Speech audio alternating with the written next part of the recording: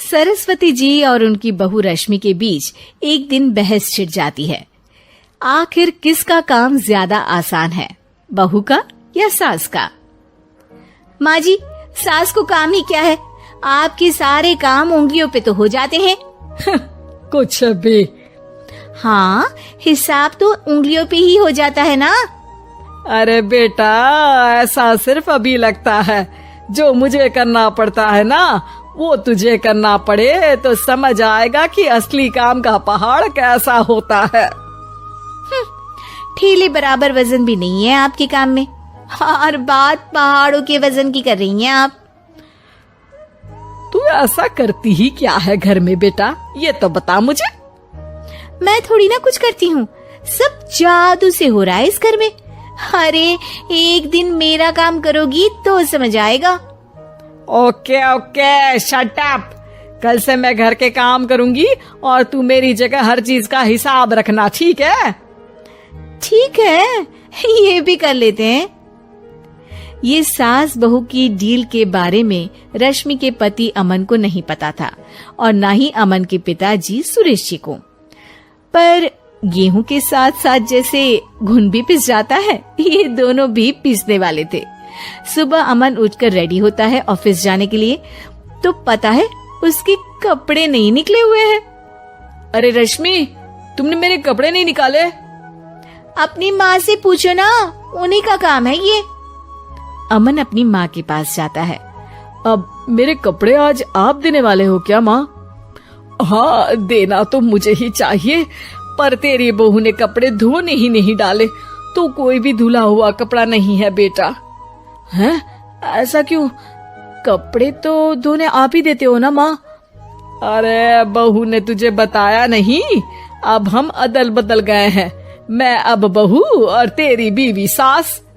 अमन परेशान हो गया। वो बिना इस्त्री के कपड़े पहनकर ऑफिस चला गया। सरस्वती जी अपने घुटने के दर्द के कारण झुककर घर साफ नहीं कर पा रही थी और ना ही खाना बनाना याद रख पाई। उधर रश्मि पहले ही दिन घर की चाबी घुमा चुकी थी और 300 रुपए का हिसाब अलग नहीं मिल रहा था। पर दोनों का ही घमंड कैलाश पर्वत से भी बड़ा था और दोनों ही खेमे एक दूसरे की बात मानने को बिल्कुल तैयार नहीं थे। शाम को जब सुरेश जी और अमन खाना खाने बैठते हैं तो सरस्वती जी उनके सामने गाजर और पपीते लाकर रख देती हैं। अरे माँ, ये क्या है? ख्याली पुलाव के साथ सलाद। माँ जी खाना बनाना भूल गई लगता है।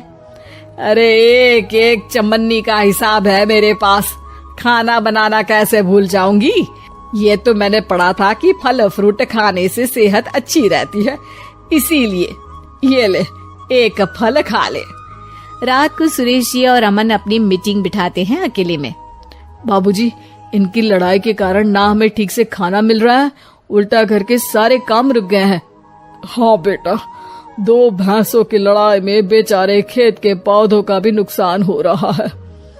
पर पापा, क्या बताऊं आपको, मैंने माँ को इस महीने की 2 तारीख को बिजली के बिल के पैसे दिए थे। आज बिल भरने के लिए मांगने गया तो पता चला कि रश्मि उन पैसों से गैस सिलेंडर ले आई। अच्छा, तो सिलेंडर के पैसों का क्या हुआ? अब सिलेंडर के तो कोई पैसे नहीं थे बाबूजी, हमारे घर पर गैस की पाइपलाइन लगी है ना। बेटा, इन दोनों का कुछ करना पड़ेगा, नहीं तो अपने घमंड के चक्कर में पूरा घर बर्बाद कर डालेंगे ये दोनों। अमन और सुरेश जी काफी सोच विचार के बाद एक निष्कर्ष पर पहुंचते हैं। रात ही को दोनों अपनी पत्नियों की अलमारी से नई साड़ी निकालते हैं और सुबह जब रश्मि और सरस्वती जी उठते हैं तो देखते हैं कि दोनों पति साड़ी पहनकर चढ़ाव पर सब्जियां काट रहे हैं। अरे ये सब क्या हो रहा है? क्या हो रहा है मतलब? आप दोनों अदल बदल हो सकते हो तो हम क्यों नहीं? अरे क्या मतलब?